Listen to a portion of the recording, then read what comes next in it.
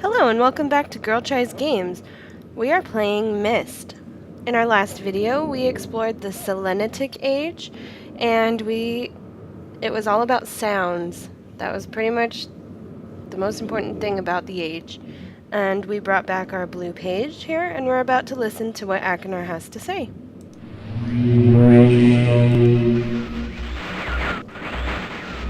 Oh, my friend.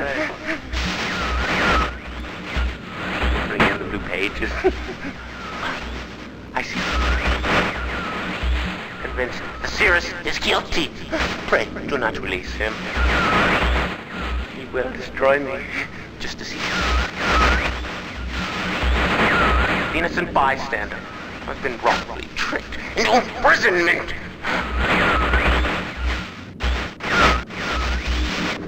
You have observed his unbridled lust for riches! In the 4 remaining worlds, some plot, it was almost perfect! Final blow to Father. You tricked him into believing that it was I who was the murderer. I didn't murder Father. Bring me the remaining. Please. A liar. All in a liar. Must not be free.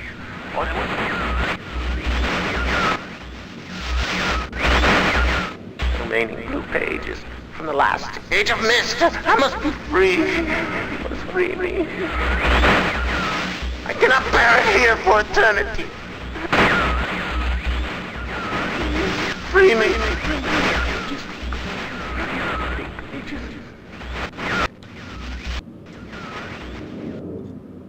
Okay. Things are starting to come out. So Akinar says that Sirius is greedy and tricked his father into thinking that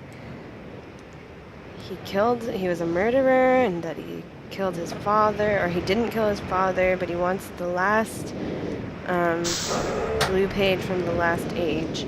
But we're gonna go back to Selenetic and get the red page and hear what Sirius's side of the story is.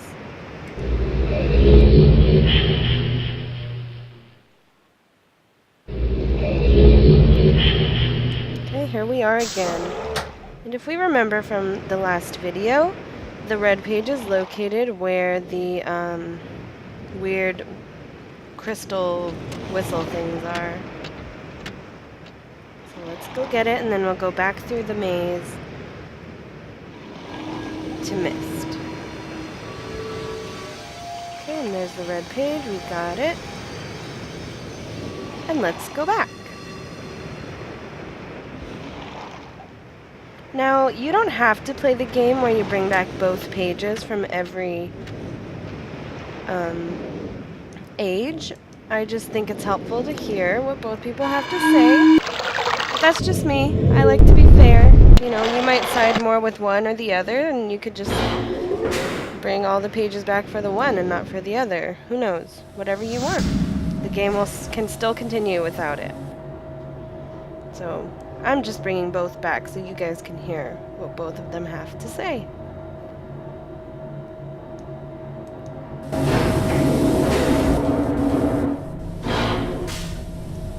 Okay, let's get back in our bathysphere thing and have a seat.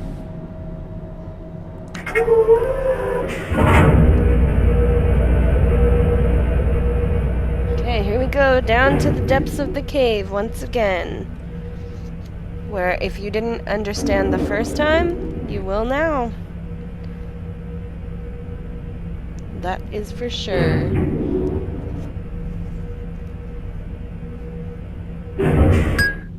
Okay, we heard a plink, so that means north. Again, we learned these sounds, of which sounds represent which direction in the mechanical age. And if you didn't hear it the first time, you could press this red button to hear it again. That's a chirp, so that's to the west.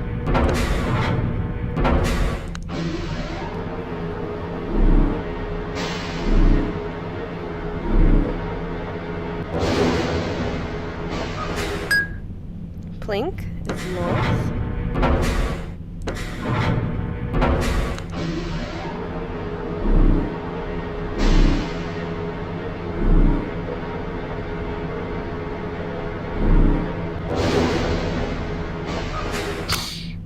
Okay, that's the weird snapping sound, which means east.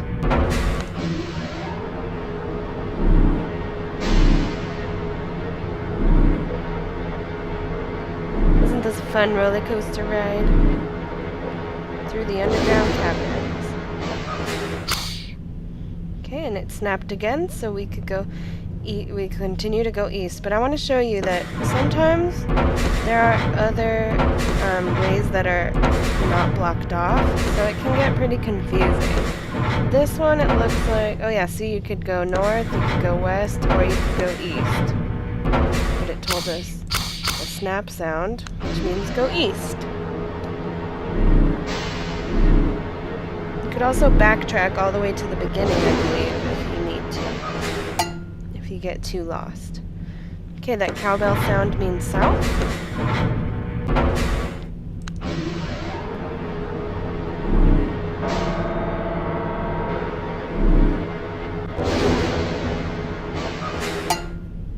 And that means south again.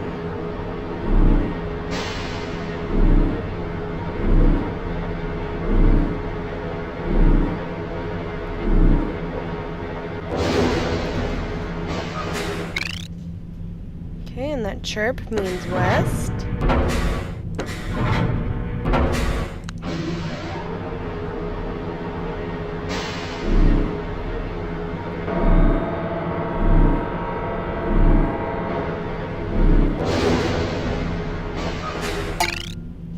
Okay, now that one was a mix between the cowbell and chirp.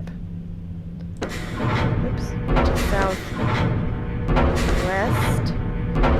Cowbell is south, west is chirp.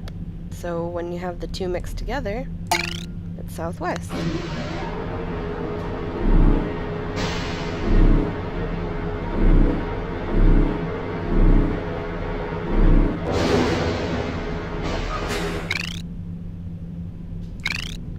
Okay, that was a chirp, which means west.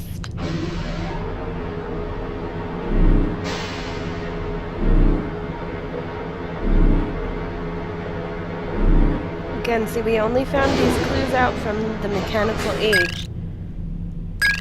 So if you did this age first, before the mechanical age, you might be lost in here for a long time.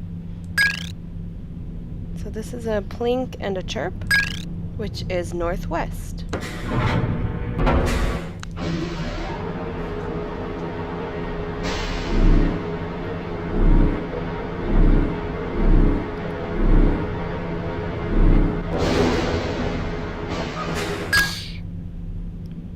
Snap and a plink is northeast.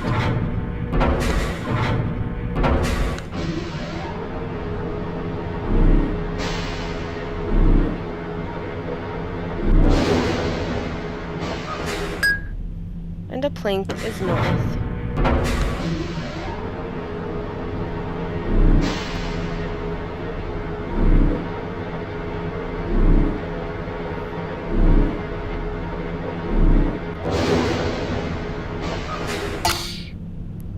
That was a cowbell and a snap. So that's southeast.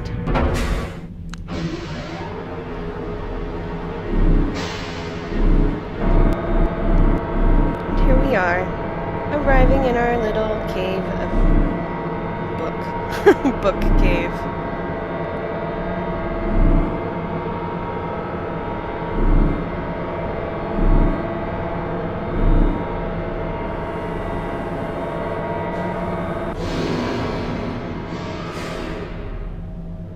Okay, let's get out and go take the red page back to Cirrus.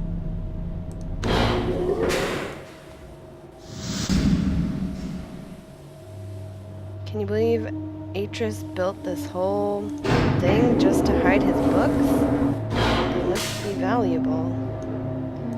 Alright, here we go back to the Myst library.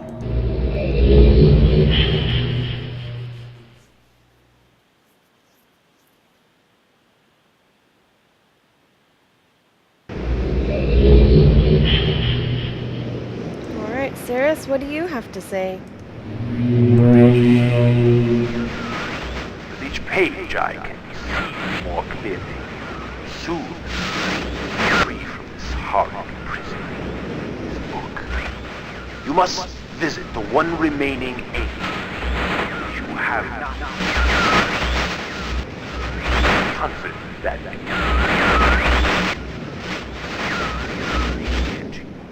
my brother Akana committed. He is guilty. He took advantage of the freedom our father had given us. Akana began to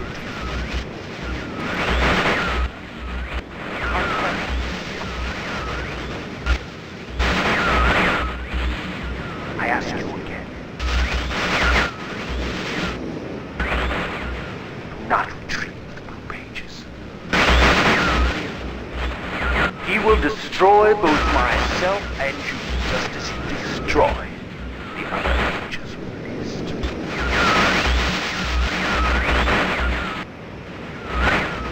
Never will escape. You must simply bring the ready. Story that I hear. Your wisdom. You will see that I am innocent and he is guilty.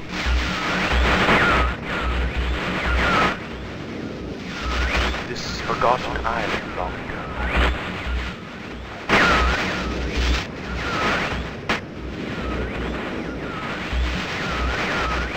I will owe you my life, and you will be greatly rewarded.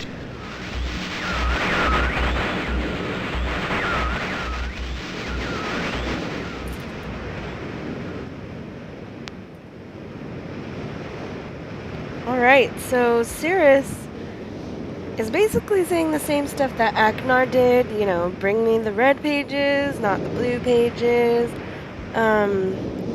He's saying Aknar destroyed the Ages of Myst.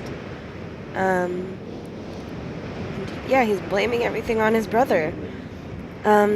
He also told us that there's only one remaining age left to visit and to bring back. So, I think we still need to hear more to be convinced. So we're gonna have to go to the last age. Let's see. Oh, there's our map. Okay. So, here's our map, and we have already visited the Mechanical Age, the Stone Ship Age, the Selenetic Age. So the only one left is... Aha, the age that is related to the tree. Because that's where the tree is on the island. And that's where it stopped. So, now that we've rotated the tower to give us a clue, let's go up into the tower through the secret passageway.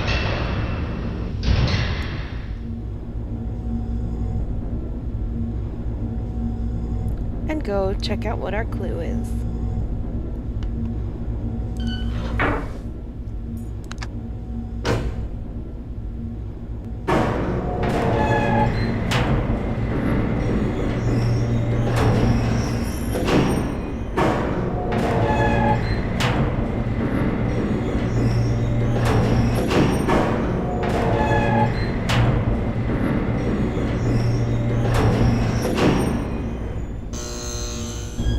Okay, so on this ladder ahead of us with the book, again, it shows us where the book is. So let's go check it out.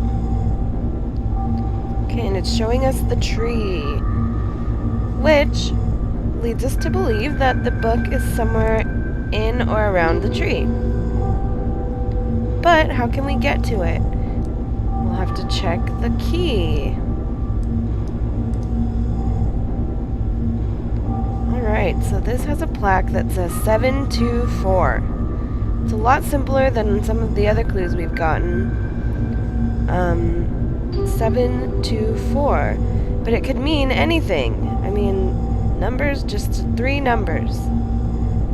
What could it mean?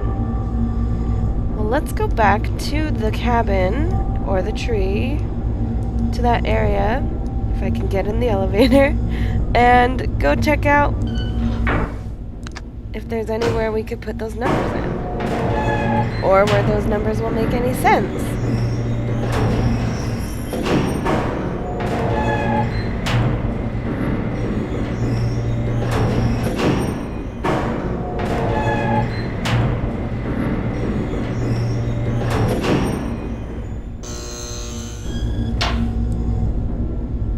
Okay, but first, while we're in the library, I think we should read Atris's diary regarding this last age. So let's open the door back up, put the books back up, and take a read. Okay. I have called this age Channelwood, and it is a very different world. Though it is exactly how I imagined it, it is still amazing to see it with my own eyes. Water covers this age as far as I can see, except for a small rocky island. Elsewhere there are only trees, which grow directly out of the water. A myriad of thin wooden passageways are built just above the water and disappear into the forest. I assume they were built some time ago, for they appear aged. I am eager to discover more about this land and its people, but I have arrived here late, and I must rest. I was awakened this morning by strange noises coming from a pathway adjacent to the one on which I had slept. I saw a group of monkey-like people heading in my direction. They had not seen me yet. I did not feel threatened by their presence. Their response to me was one I would have never expected. After staring at me for a short time, they fell to their knees and began what appeared to be some sort of ceremonial worship. I tried to speak to them, but they did not understand my language. Instead, they indicated, through enthusiastic hand motions, that I was to follow them. As we walked, I began to notice that the waters below us were changing colors. Slowly, subtly, they would change from deep blue to muddy orange, then from muddy orange to beautifully clear. I was so intrigued by the water, I hardly noticed that we had arrived at a ladder.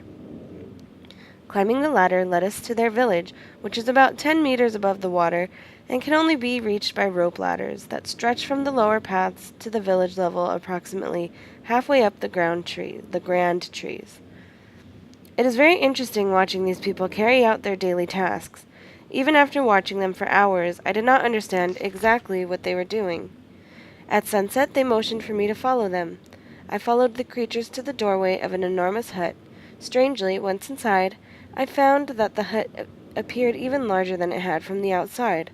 The walls were garnished with bright metals, and in the center of the hut sat the leader of these people. At least he appeared to be their leader, for he sat a meter off the floor in a thick throne. Guards surrounded the strong creature, who was dressed in many exotic, colorful fabrics. Next to the leader sat a very old human. At least to some extent he appears human.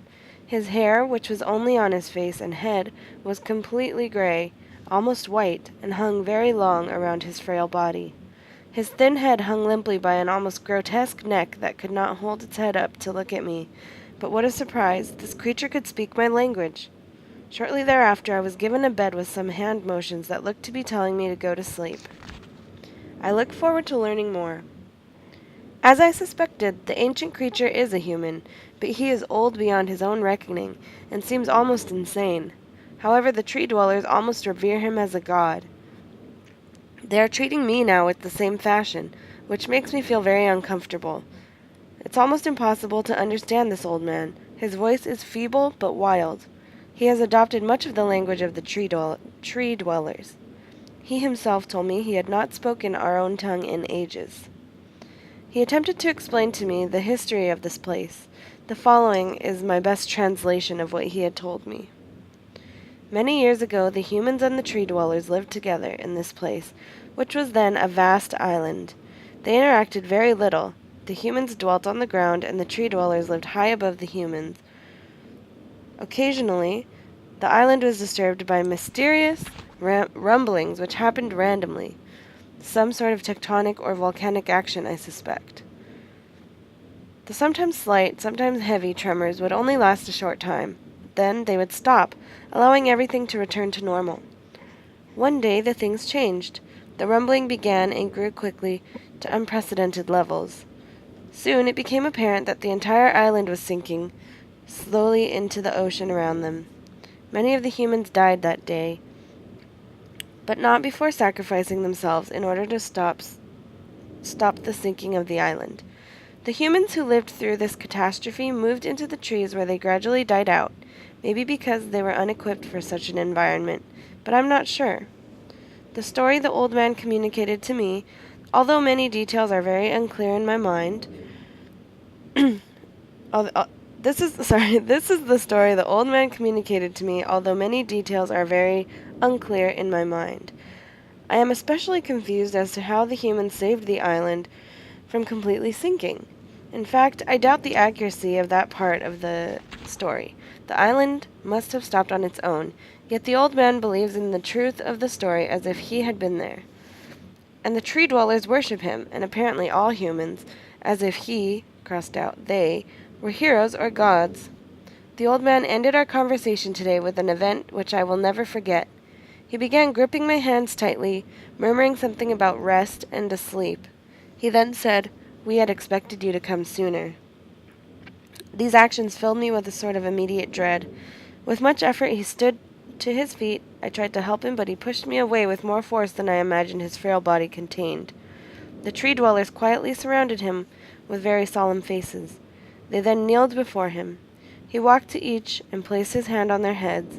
All the while he murmured words which I did not understand. Finally he turned to me and smiled. Then he closed his eyes and walked out the door and off the narrow path high in the trees. The tree dwellers were silent. They began a procession down the nearest rope ladder. As I was descending, I saw several of them pick up the body he had fallen onto a lower level of the walkway, and carry it away. He was laying down at the dead end of a short pier-like structure. With the use of some potion, one of the tree creatures lit the pier on fire, and I watched as the flames engulfed him. As this strange funeral proceeded, the waters around the pier changed to a dull green. This morning I awoke, finding it hard to even believe the previous evening's events. The water is a dull green for as far as I can see now. For some reason, the water no longer shifts color. As I wander throughout the pathways, the creatures watch me, curious to see what I will do next. They are constantly offering me strange objects of affection. I even found food outside the doorway to the room in which I had slept. This is a unique race of beings. I hope to learn their language soon, so that I may learn more from them. I have lived on this world for 3 months, off and on, and the tree dwellers have shown great hospitality. I am even beginning to learn bits of their language. I have decided to return home for an extended stay with my loving wife and my sons, and hopefully return with them. However, I am sure Catherine will once again refuse. I think this age would be a wonderful experience for them all, and I at least look forward to how Sirius and Akinar will react to its curious inhabitants. Catherine is staying behind, as expected. My sons have returned with me, and they enjoy the age very much. They get along very well with the tree dwellers and are picking up their language surprisingly fast. I have no doubt that it will not be too long until they can speak with the tree dwellers much better than myself. I am leaving tomorrow to check on Osmoyan age. Sirius has suggested that I allow him and his brother to stay. Though the idea unsettles me, I know the boys are growing up rapidly. The hospitality of these creatures is such that I could think of no better place to leave them alone for a short while, so I will consent to their request. I warned the boys not to take advantage of the respect of the tree dwellers have for their ideas. They seem to understand my warning, and I have faith they will follow it.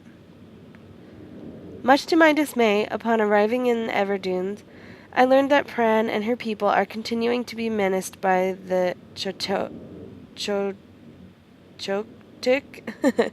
I fear for their survival and plan on returning to her shortly after checking on Sirius and Akinar here. See Everdune's journal for more information.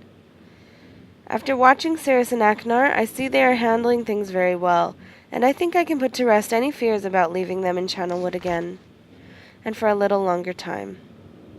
The tree dwellers seem slightly distressed that I am leaving, but are happy that Sirius and Akinar are staying behind again. I have been gone for over 3 days and have been to many different places. I had to tell Sirius and Akinar about Pran's death today, and they were visibly shaken, although they only remembered her from their childhood. Catherine has suggested that it would be wise for Sirius and Akinar to leave Channelwood for a while. I have to agree.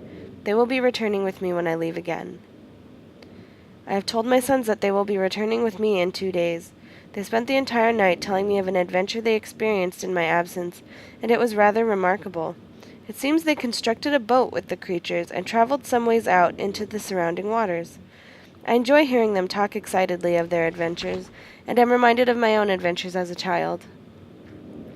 I finally understand why the tree dwellers have been giving me their many inks and insisting I write with them. Looking through some of my past entries, I see now that the inks have changed from the black I thought they were to various different colors. I have shown some of the creatures my journal, and they laughed and howled. I did not know they had such a sense of humor. Even now, as I look through this very colorful journal, I cannot help but laugh myself. Oops. Wrong button. Sorry. Let's flip back to the colorful pages.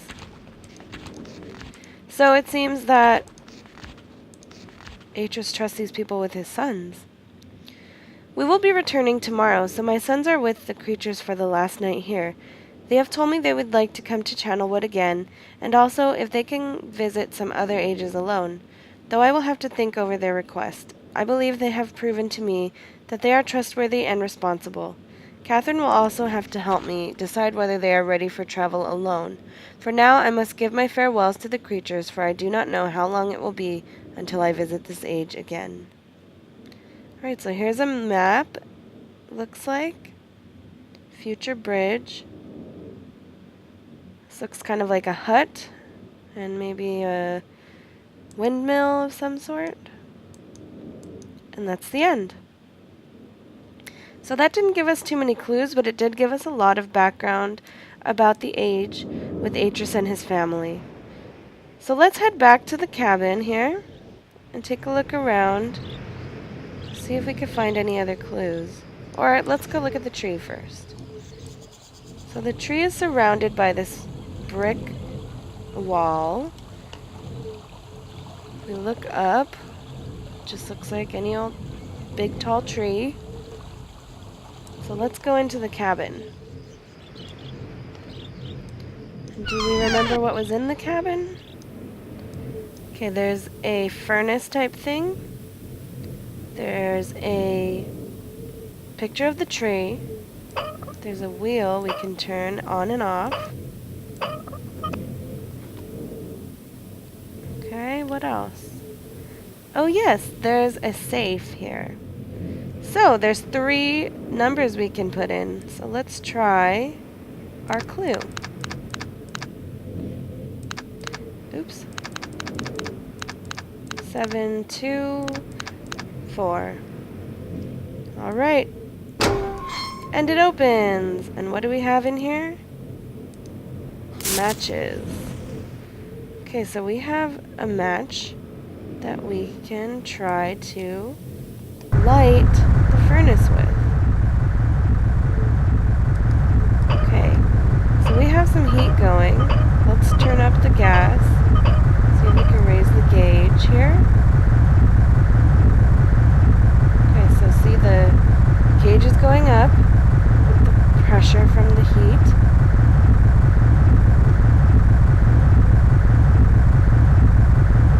Maybe we could turn it up a little more. Oh, and we hear something in the background. What's going on? Let's go look outside. See if we can see something. Okay, the tree is moving upwards. There's a little door in there. Alright, so the tree's moving upwards. If we want it to move down so that we can get into that doorway, we should turn the pressure down. So let's go see if that'll work. And the tree is now moving downwards, with our little door coming down towards us. So that pressure from the heat from the furnace, when it was high, it brought the tree raised up, and there was a little opening for us to go in. And then to make it go down, we turned the heat down. So now we're in an elevator being carried down under the ground into the room with the linking book to Channelwood. Okay, so in the next video, we will continue on to Channelwood and see what waits for us there. So thanks for watching, and stay tuned for the next video.